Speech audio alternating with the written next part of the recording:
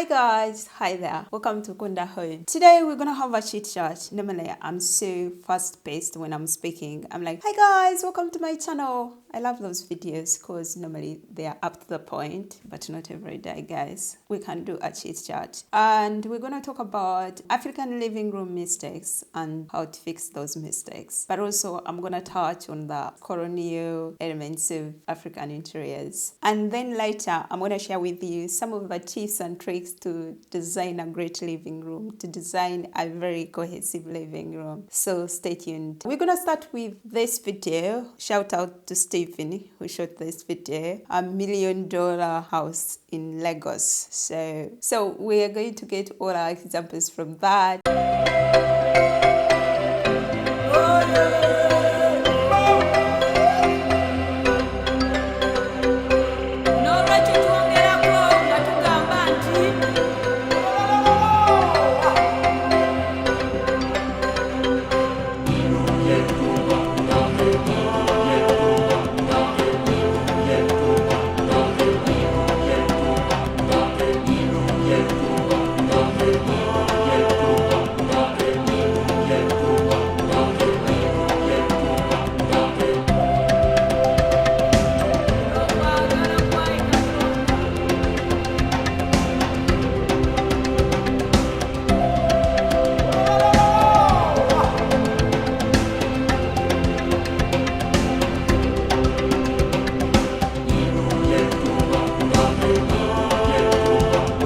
Am I the only one who hates this, or are we many?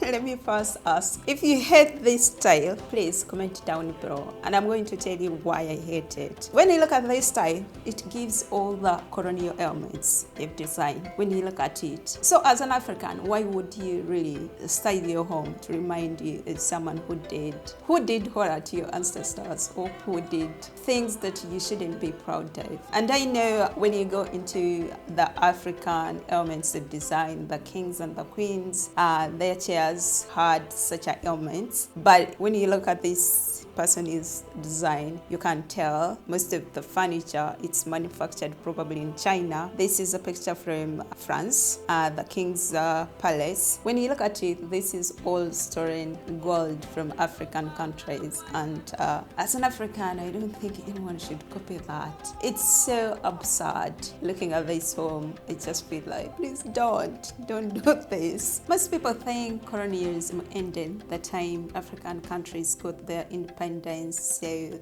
there is no colonialism. Until today, African countries are still colonized, because when the colonial masters left, they left systems in place, installed systems. Like for instance, the making of the mad growth was prevented from being taught in schools, in academic schools. That's how bad it was. Most of the governments were ruled by puppet leaders who were there to support Western interest. Most people would say, why wouldn't African people fight against these systems? How do you fight superpowers? Because at the time, actually, these countries got independence, I could list a number of people who were assassinated because they didn't have Western interest at heart. The likes of Thomas Sankara, Patrice Lumumba, all those people that didn't really support Western interests were assassinated. Right now, what is helping, because we are seeing Niger, we saw the coup. Let me give you a story of what was happening. France was taking uranium from Niger at 83 cents, yet Canada sells its kilogram at $200. Of course, when you go to Niger, you'll see people who sleep in darkness, and then France would produce power to sell all over Europe. That's how interesting it is, right? So for instance, like we would have a country, an African country, it's gotten gold, and then before it would look for buyers, it had to contact its colonial country, like we've gotten gold, and this country, this superpower country would determine the price. And if they decided, no, we are not taking the gold, this African country wouldn't sell it to any other place. It's insane, right? You can't make these things up. Like, you look at history and you're like, wow. And we've seen countries, of course, trying to break away from the system. Coups taking place and throwing of the puppet leaders from African governments. I was watching a video. Actually, I'm going to pull that up for you guys to say it. Africa Africa is the only continent in the world where the people sing and dance and applaud those who impoverish them, who starve them, and who torture them. The misfortune of Africa is to have met France, end of quote. It's true that the West was violent with Africa, raped it, and stole from Africa. So what is our share of the responsibility in all of this as African leaders? Is it not us, the African leaders, who have abandoned our identity? Our names have disappeared in order to make way for other names that do not match our realities. We need to reconquer our own culture and take ownership. And that's why today people try to make us believe that our values and our attitudes are not natural and are not part of freedom, and that there will never be a question of homosexuality for us. Let me repeat that. Homosexuality will not take root in our countries. Mr. President, now what's just been described are very unfortunate labels used by the UN that can be summed up as follows. 1.2 million people who are in the depths of poverty, 2,000 or $2.2 billion of the United States money invested in weapons, 20 times the budget of the United Nations invested in the nuclear, and all of these should be compared to issues of development. Africa gets from the IMF and the World Bank $34 billion vis-a-vis $160 billion invested in the West. The paralysis of the Security Council, the paralysis of the World Trade Organization, increasing tensions due to geostrategic repositioning. The World Health Organization, which is increasingly dominated by Western pharmaceutical companies and trade interests. We see this, for example, with the priority attached in terms of trade to vaccines against COVID-19. The United Nations is more and more in the shadows of its own attempts of being taken hostage by a conglomerate of international powers. Now, by consequence of all this, the African people, generally speaking, and in the Sahel specifically, will fight tooth and nail so that ECOWAS and the African Union and even the United Nations become service institutions truly in the service of the peoples of the world, for the profound emancipation of these peoples and true social progress. Because the lack of these organizations, their inefficiency, their lack of sincerity, their client-based decisions in variable geometry, their crimes, the promotion of bad governance, looting, social disorganization, and corruption all lead unfailingly to coups d'etats, which are then just consequences of all the aforementioned. So let's look at the root causes, which will disappear. If we continue with this, putting our heads in the sand like the ostrich, with this hypocritical form of diplomacy, with state-sponsored crimes and organized crime, state-sponsored lies, constitutional lies, and the making heads of state for Africa, even the United Nations will not be spared this coup d'etat. Mr. President, I say here with force and firmly, in an intelligible and highly spoken voice, the following. First, we African peoples are profoundly democratic. By way of proof, our attachment to human dignity goes beyond democracy. It transcends it. What we refuse is the lesser democracy, this trap of democracy, which has been extended. Electoral-based democracy, which turned out to be a way of controlling our states through playing musical chairs with the leaders, who are often imposters and corrupt, who steal and rape. Second, we Africans are today recognized in our dignity as people, in the sense of one person is equal to one person. That is the African and Black continent, which is scientifically recognized as the very cradle of humanity and civilization that has been placed under control and domination. Independent factions who have engaged in fratricidal wars and election-based democracy with biased aides, wars for terrorism which are maliciously fabricated and maintained, injected against us, especially in Mali, Burkina Faso, and Niger.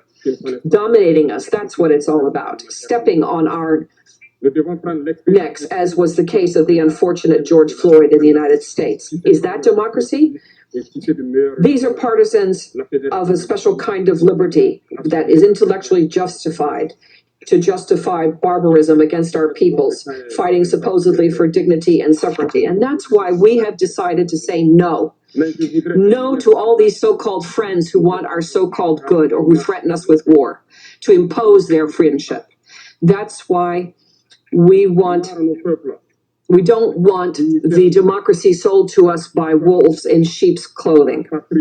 We need to provide adequate leadership for our people so they can seek their own happiness, for the full emancipation and true social progress for our people, be it economic, social, cultural, or security development. Third, the African people, generally speaking, and in the Sahel specifically, have discovered the chains of economic security, social, cultural alienation that have materialized in secret agreements with France, where they committed to break their true emancipation. This includes, amongst others, the colonial debt. We will not turn a blind eye to this and pay it while allowing our people to die of hunger or thirst or disease. Second, the issue of the currency, the franc CFA.